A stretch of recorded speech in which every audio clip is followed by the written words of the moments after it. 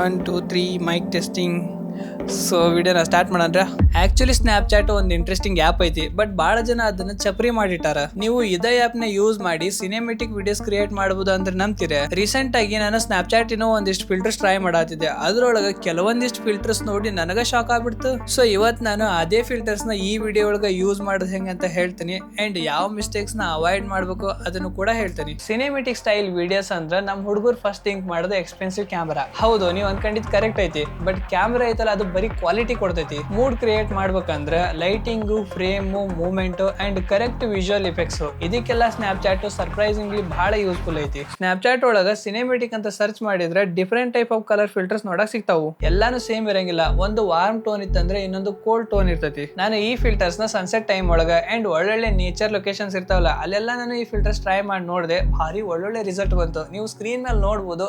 ಈ ವಿಡಿಯೋಸ್ ನೋಡಕ ಎಷ್ಟು ಚಂದ ಅದಾವಲ್ಲ. ಇವನ್ನ ಇದಕ್ಕೆ ಕಲರ್ ರೀಡಿಂಗ್ ಮಾಡೋ ಅವಶ್ಯಕತೆನೇ ಇಲ್ಲ, ಬಿಕಾಸ್ ಇದ್ರೊಳಗ ಆಲ್ರೆಡಿ ಮಸ್ತ್ ಫಿಲ್ಟರ್ ಅಪ್ಲೈ ಆಗವಲ್ಲ. ಅದಕ್ಕೆ ಆಲ್ಮೋಸ್ಟ್ ಪೀಪಲ್ಸ್ ಮಾಡೋ ಮಿಸ್ಟೇಕ್ ಏನಂದ್ರೆ ಜಸ್ಟ್ ನೀವು ಫಿಲ್ಟರ್ಸ್ ನ ಅಪ್ಲೈ ಮಾಡಿ ರ್ಯಾಂಡಮ್ಲಿ ಏನೇನಾರ ವಿಡಿಯೋ ಶೂಟ್ ಮಾಡಕ್ ಟ್ರೈ ಮಾಡ್ತೀರಿ, ಬಟ್ ಆಕ್ಚುಲಿ ನೀವು ತಪ್ಪು ಮಾಡತ್ತೀರಿ. ಸೊ ನೀವೇನ್ ಮಾಡ್ಬೇಕಂದ್ರೆ ಫಸ್ಟ್ ಪ್ರಾಪರ್ ಆಗಿ ಆಂಗಲ್ ಅಥವಾ ಅದು ಏನು ಸೀನ್ ಇರ್ತದಲ್ಲ ಅದನ್ನ ಪ್ರಾಪರ್ ಆಗಿ ಸೆಟ್ ಮಾಡ್ತೀರಿ, ಅಂಡ್ ದೆನ್ ನೀವು ಫಿಲ್ಟರ್ಸ್ ಅಪ್ಲೈ ಮಾಡ್ರಿ. ಅವಾಗ ನೋಡ್ರಿ ಎಷ್ಟು ಮಸ್ತ್ ಬರ್ತೈತಿ ಅಂದು. ಹಂಗ ಸುಮ್ನೆ ಹುಚ್ಚರಂಗೆ ಯಾವ್ದಾರು ಒಂದು ಫಿಲ್ಟರ್ ಇಡೋದು, ಸ್ಟ್ರೀಕ್ಸ್ ಗೋಸ್ಕರ ಏನೇನಾರ ಶೂಟ್ ಮಾಡೋದು, ಅದೇನದು.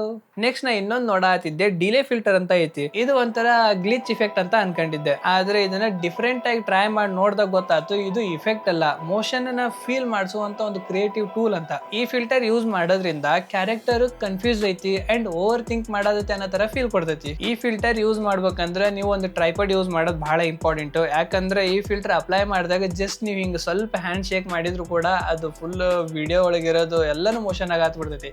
ಸೊ ನೀವು ಪ್ರಾಪರ್ ಆಗಿ ಒಂದ್ ಕಡೆಗೆ ಆಂಗಲ್ ಸೆಟ್ ಮಾಡಿ ಅಂಡ್ ದೆನ್ ನೀವು ರೆಕಾರ್ಡಿಂಗ್ ಮಾಡಕತ್ರ ಅವಾಗ ನೀವೇನ್ ಸಬ್ಜೆಕ್ಟ್ ಮೂವ್ ಮಾಡ್ತಿರಲ್ಲ ಬರೀ ಅದ್ರದ್ದು ಮಾತ್ರ ಮೋಷನ್ ಕ್ರಿಯೇಟ್ ಆಗತಿ. ಒಂದ್ ಇಂಟ್ರೆಸ್ಟಿಂಗ್ ಮ್ಯಾಟ್ರ್ ಹೇಳ್ಬೇಕು. ಜಸ್ಟ್ ಟೈಮ್ ಪಾಸ್ಗೆ ಅಂತೇಳಿ ಸ್ನ್ಯಾಪ್ಚಾಟ್ ಓಪನ್ ಮಾಡಿದೆ. ಅದ್ರೊಳಗೆ ಒಂದಿಷ್ಟು ರ್ಯಾಂಡಮ್ ಫಿಲ್ಟರ್ಸ್ ನ ಎಕ್ಸ್ಪ್ಲೋರ್ ಮಾಡಿದೆ. ಕೆಲವೊಂದು ಫಿಲ್ಟರ್ಸ್ ಮಸ್ತ್ ವೈಬ್ ಇದ್ವು ಅಂಡ್ ಇನ್ನು ಕೆಲವೊಂದು ಫಿಲ್ಟರ್ಸ್ ಫನಿ ಟೈಪ್ ಇದ್ವು.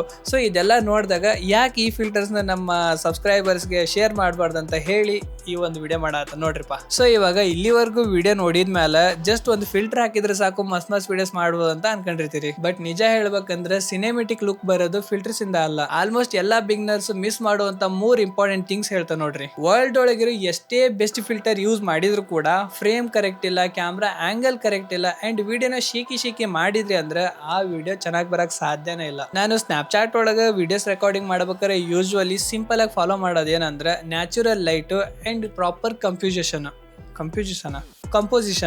ಕೆಲವೊಂದ್ಸತಿ ತೊದ್ಲ ಆಗ್ತಾವ ಮಾತಾಡಬೇಕಾರ, ಅಡ್ಜಸ್ಟ್ ಮಾಡ್ಕರಿ. ಅಂಡ್ ದೆನ್ ಫಿಲ್ಟರ್ ಅಪ್ಲೈ ಮಾಡುದು. ಫಿಲ್ಟರ್ ಅಪ್ಲೈ ಮಾಡಕ್ಕಿಂತ ಮುಂಚೆ ವಿಡಿಯೋನ ಕರೆಕ್ಟ್ ಆಗಿ ಮೊದಲೇ ಸೆಟ್ ಮಾಡ್ಕರಿ. ಯಾಕಂದ್ರೆ ಸ್ಟಾರ್ಟಿಂಗ್ ವಿಡಿಯೋ ನೋಡಕ್ ಚಲೋ ಇತ್ತಂದ್ರೆ ಅದಕ್ಕೆ ಫಿಲ್ಟರ್ ಅಪ್ಲೈ ಮಾಡಿದಾಗ ಅದು ಇನ್ನೂ ಚಂದ ಕಾಣಿಸ್ತೈತಿ. ಸೊ ಮತ್ ನೀವು ಮಿಸ್ ಅಂಡರ್ಸ್ಟ್ಯಾಂಡಿಂಗ್ ಒಳಗೆ ಇರಬಾರ್ದ್ರಿ. ಜಸ್ಟ್ ನಾನು ಫಿಲ್ಟರ್ ಹಾಕಿದ್ರೆ ಯಾವ ವಿಡಿಯೋ ಬೇಕಾದ್ರೂ ಚಂದ ಆಕತಿ ಅಂದು. ಸೀನ್ ಆಲ್ರೆಡಿ ಚೆನ್ನಾಗಿತ್ತಂದ್ರೆ ನೀವು ಅಪ್ಲೈ ಮಾಡುವಂತ ಫಿಲ್ಟರ್ ಇದಲ್ಲ ಅದನ್ನ ಇನ್ನೂ ಚಲೋ ಮಾಡ್ತೈತಿ. ಒಂಥರ ಆವರೇಜ್ ಆಗಿರೋ ಹುಡುಗಿಗೆ ಮೇಕಪ್ ಅಪ್ಲೈ ಮಾಡಿದಾಗ ಎಷ್ಟು ಚಂದ ಕಾಣ್ತಾಳಲ್ಲ, ಇದು ಸ್ವಲ್ಪ ಹಂಗ ಅಂತ ಅನ್ಕರಿ. ಸೊ ಇದಿಷ್ಟು ಇವತ್ತಿನ ವಿಡಿಯೋ ಒಳಗೆ. ನಾನು ಮತ್ತೆ ನೆಕ್ಸ್ಟ್ ವಿಡಿಯೋ ಒಳಗೆ ಸಿಗ್ತೇನೆ. ಅಲ್ಲಿ ಮಟ್ಟ ಎಲ್ಲರಿಗೂ ಟಾಟಾ, ಬಾಯ್.